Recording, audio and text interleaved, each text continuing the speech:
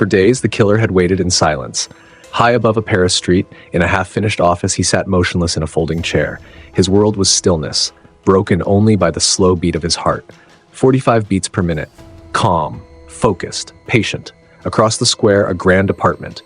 Curtains closed. No movement. He waited. Patience was survival. Then, at last, the window came alive. A maid moved inside, pulling drapes, adjusting furniture. Moments later, the real guests arrived. An older man in a suit, surrounded by bodyguards, and a younger woman in a black dress and heels.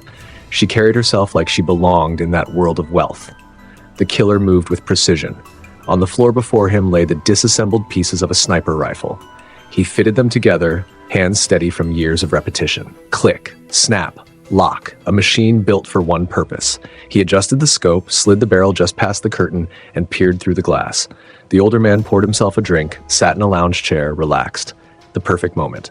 The killer checked his Fitbit. His pulse was high, 104. Too fast. He breathed in, out, again. Slowly he lowered it. 78. Not perfect, but steady enough. Through the scope, he placed the crosshairs on the man's face. His finger curled around the trigger. Stick to the plan, he told himself. No empathy, no hesitation.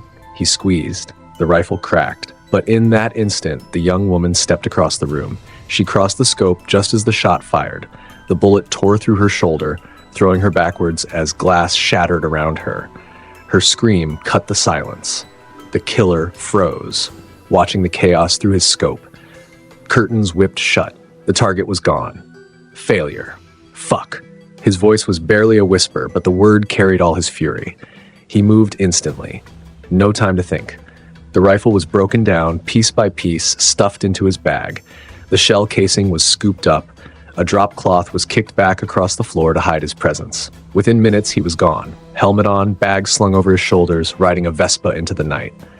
Along the way, he dumped the weapon, the gloves, the helmet, every trace of what had happened.